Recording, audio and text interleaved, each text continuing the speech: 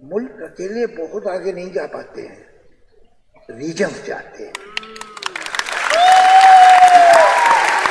तो ये जो बंदिश है कम्युनिकेशन पे और कहीं कोशिश है कि लोग एक दूसरे को जान ना सके, ये माफ कीजिएगा दोनों तरफ से, और शायद थोड़ी सी आपके यहाँ ज्यादा है, अब कम हो रही है, मुझे खुशी है।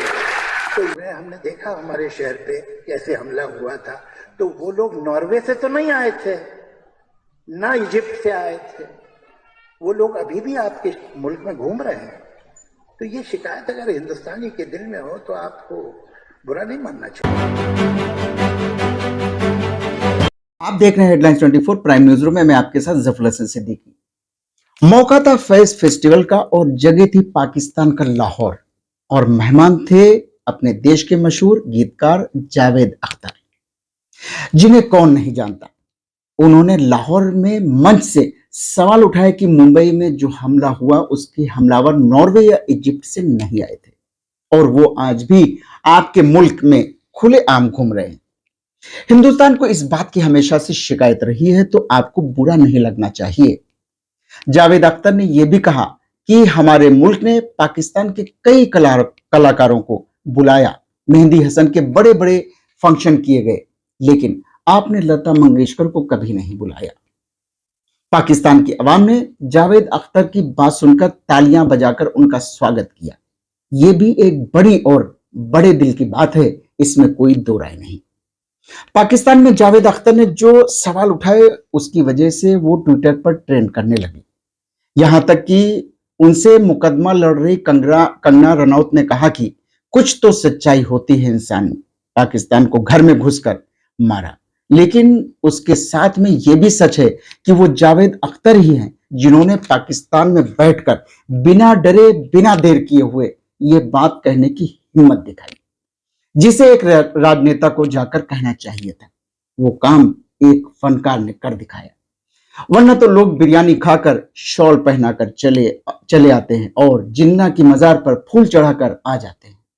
और ये भी सच है कि जब राजनेता जिन्ना की मजार पर चला जाता है, मेल मिलाप की बात करके आता है, तो देश में उसका राजनीतिक करियर ही खत्म हो जाता है।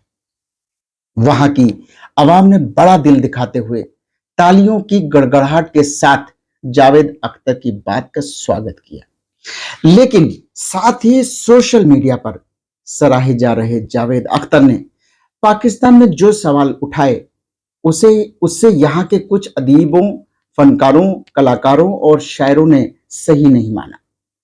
हमारी अंतर्राष्ट्रीय ख्याति प्राप्त मशहूर शायर हसन काजमी से टेलीफोन पर बात हुई और उनसे जावेद अख्तर के मौजू पर उनका रद्दो अमल जानना चाहा, तो उन्होंने कहा कि ये वाकई जुर्रत की बात है कि पाकिस्तान में जाकर तो किसी ने ऐसी हिम्मत नहीं की, लेकिन जावेद अख्तर को ऐसा नहीं करना चाहिए था। उन्होंने कहा कि दोनों देशों में बेहतर रिश्ते बनाने का काम कलाकारों को करना चाहिए। अगर कलाकार, शायर और फनकार और अदीब भी सियासी जुबान बोलने लगेगा, तब तो दोनों मुल्कों में बेहतर रिश्तों की गुंजाइश ही खत्म हो जाएगी। उन्होंने कहा कि अगर नेता बेहतर रिश्ते नहीं बना सकते, लेकिन फनकार, कलाकार और शायर ये काम बखूबी कर सकते हैं और करते आए भी हैं। उन्होंने कहा कि फैज फेस्टिवल में पाकिस्तान ने मेहमान की शक्ल में बुलाया और अपने वहां की आवाम को जलील कर दिया। आखिर इसमें आवाम की कहां गलती थी? इस तरह की जुबान में तो हुकूमत से बात की जानी चाहिए। हसन काजमी ने कहा कि फनकारों को सियासत की नहीं, मोहब्बत की बात करनी चाहिए। फनकारों को जहर फैलाने से बचना चाहिए। किसी के घर जाकर बुरा भला बोल लाना समझदारी की बात नहीं है। उन्होंने बताया कि 25 से 28 फरवरी तक मैं भी पाकिस्तान में रहूंगा। पाकिस्तान के लोग हिंदुस्तानी फनकारों को बुलाते हैं, तो ये फनकारों की जिम्मेदारी है कि वो वहां मोहब्बत फैलाकर आए और मोहब्बत का पैगाम देकर आए। वहीं शाहजहांपुर के गीतकार ज्ञानेंद्र मोहन ज्ञान ने कहा कि पड़ोसी खुश रहेगा तभी हम खुश रह पाएंगे। एक फनकार को फनकार की तरह से बोलना चाहिए। फनकार का काम मोहब्बत को बढ़ाना है। जावेद अख्तर जैसे बड़े फनकार की भाषा अदब की होनी चाहिए। ऐसी भाषा से तो विद्वेष फैलेगा। ऐसी बातें सुनकर लोग थोड़ी देर तो खुश हो सकते हैं, लेकिन लंबे वक्त तक ऐसी बातों का अच्छा असर नहीं होता है। आइए देखते हैं जावेद अख्तर ने फेस फेस्टिवल पाकिस्तान लाहौर में क्या कहा, जिस पर इतना हंगामा बरपा हुआ है। हमने देखा हमारे शहर पे कैसे हमला हुआ था, तो वो लोग नॉर्वे से तो नहीं आए थे, ना इजिप्ट से आए थे, वो लोग अभी भी आपके मुल्क में घूम रहे हैं। तो ये शिकायत अगर हिंदुस्तानी के दिल में हो तो आपको बुरा नहीं मानना। ये तो बहुत अफसोस की बात है कि इस तरह के जो कल्चरल एक्सचेंज होने चाहिए थे, स्टूडेंट एक्सचेंज होने चाहिए थे, वो नहीं है। जो कम्युनिकेशन होने चाहिए थे वो नहीं है। तो जाहिर है कि जो बातें अब जो आदमी कुछ नहीं जानता, मेहदी हसन आए, निहायत पॉपुलर हुए थे वहाँ, जहाँ बड़ी उनकी एहतराम जब आई थी, आप सोच नहीं सकते किस तरह का फंक्शन उनका हुआ था। उसकी कमेंट्री शबाना ने दी थी, लिखी मैंने थी, और वो पूरा जिस तरह से हॉल ने उन्हें रिसीव किया, लता मंगेशकर, आशा भोसले, इस तरह की ग्रेट सिंगर्स उन्होंने जो एहतराम दिया उन्हें, वो है। फैज साहब आए थे तो ऐसा लगता था किसी स्टेट का हेड आया हुआ है। आगे पीछे तो गाड़ियां चल रही होती थी, वो सायरन देती हुई, और जब आते थे तो गवर्नर हाउस में ठहरते थे। वहां का कोई टेलीविजन नहीं था जिसने उन्हें कहा अब तो आपके यहाँ प्राइवेट चैनल आ गए। पीटीवी पे तो कोई हिंदुस्तानी जा नहीं सकता था। कोई साहिर का, कभी कैफी का, कभी सरदार जाफरी का इंटरव्यू देखा आपने पीटीवी पे?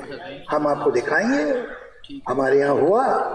तो ये जो बंदिश है कम्युनिकेशन पे, और कहीं कोशिश है कि लोग एक दूसरे को जान ना सके, ये माफ कीजिएगा दोनों तरफ से। और शायद थोड़ी सी आपके यहाँ ज्यादा है, अब कम हो रही है, मुझे खुशी है।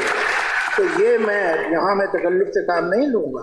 हमने तो नुसरत के बड़े बड़े फंक्शन किए, मेहदी हसन के बड़े बड़े फंक्शन किए। आपके मुल्क में तो लता मंगेशकर का कोई फंक्शन नहीं हुआ।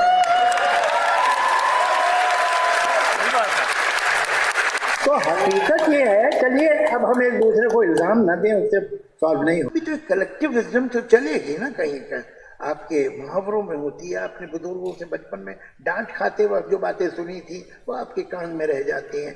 कहीं एक तजुर्बा, कोई शऊर जिंदगी का है। जरा सा फोकस चाहिए, जरा सी, बहुत ज्यादा ईमानदारी के लिए तो थोड़ी सी ईमानदारी रख ले, ये बहुत अच्छी जगह हो सकती है। आपसे एक बात अर्ज करूं, नक्शा उठा के देखिए, मुल्क अकेले बहुत आगे नहीं जा पाते हैं, रीजन्स जाते हैं।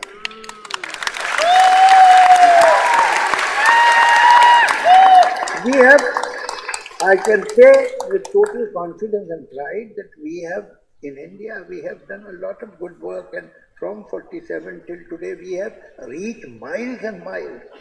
But it could be even better. It could be even better. Today we are one of the most industrialized countries of the world. लेकिन इससे भी ज्यादा अच्छा हो सकता था अगर पूरा रीजन हमारे एक दूसरे के साथ हो। अब देखिए, वेस्ट यूरोप एक कंडीशन में है, वेस्टर्न यूरोप, ईस्टर्न यूरोप एक कंडीशन में है, मिडल ईस्ट एक कंडीशन में है, फार ईस्ट मोर और लेस एक कंडीशन में है, नॉर्थ अमेरिका एक कंडीशन में है, साउथ अमेरिका एक कंडीशन में। तो ये रीजन्स हैं जिनका एक मिजाज बनता है, एक दूसरे से कोऑपरेट करें या ना करें। करेंगे तो अच्छा है, नहीं करेंगे तो सबका नुकसान है। मैं आप पे आता हूँ, ये यहाँ पे आ जाइए। तब तक मुझे एक सवाल जो किसी ने भेजा, शरारत भी तो शर्त है ना, संजीदगी भी ठीक है। किसी ने सवाल पूछा है कि जावेद साहब ये बताइए कि आप में और शबाना में दोस्ती ज्यादा है या मोहब्बत? वो मोहब्बत ही नहीं है जिसमें दोस्ती ना हो,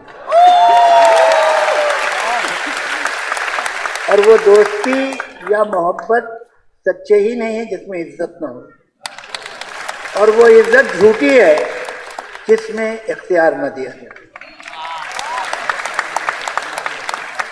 मैंने तो एक जगह लिखा है कि भाई हमारी दोस्ती इतनी अच्छी है कि शादी भी उसका कुछ नहीं बिगाड़ सकती।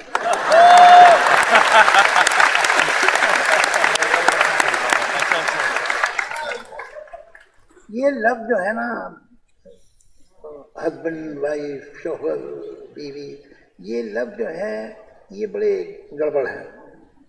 हुआ ये है कि ये कई हजार साल पहले पहाड़ से लुढ़काए गए थे और जैसे जैसे ये नीचे आए,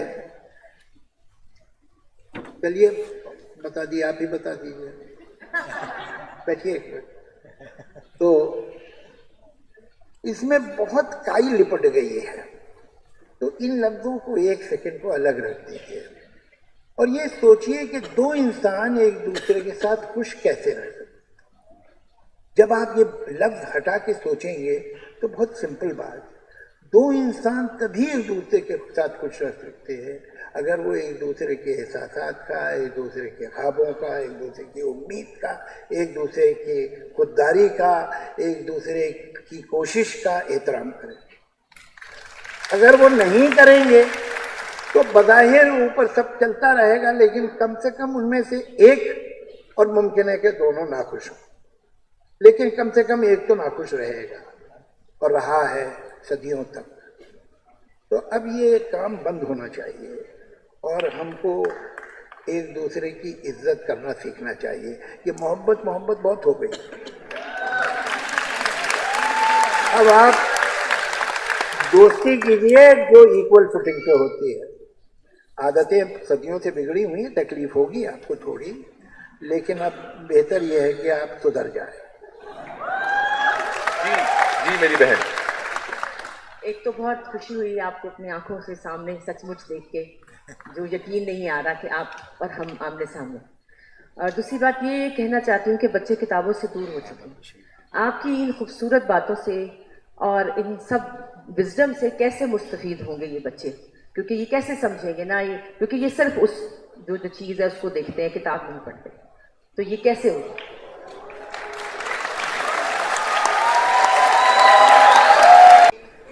Gifted people, honestly, this is not trying to pat on my back कि मैं यहाँ का हूँ इसलिए ऐसा कह रहा हूँ अपने आप को कि साहब हिंदुस्तानी जैसे, और यहाँ बैठा हूँ तो आपको भी शामिल कर रहा हूँ, ऐसा नहीं है। वाकई एक चूंकि जो पुरानी नेशन है जिनकी इतनी पुरानी तारीख है, उसमें भी तो एक कलेक्टिव विजडम तो चलेगी ना कहीं का। आपके मुहावरों में होती है, आपने बुजुर्गों से बचपन में डांट खाते वक्त जो बातें सुनी थी वो आपके कान में रह जाती हैं। कहीं एक तजुर्बा, कोई शऊर जिंदगी का है। जरा सा फोकस चाहिए, जरा सी, बहुत ज्यादा ईमानदारी के लिए तो थोड़ी सी ईमानदारी रख ले, ये बहुत अच्छी जगह हो सकती है। आपसे एक बात अर्ज करूं, नक्शा उठा के देखिए, मुल्क अकेले बहुत आगे नहीं जा पाते हैं, रीजन्स जाते हैं।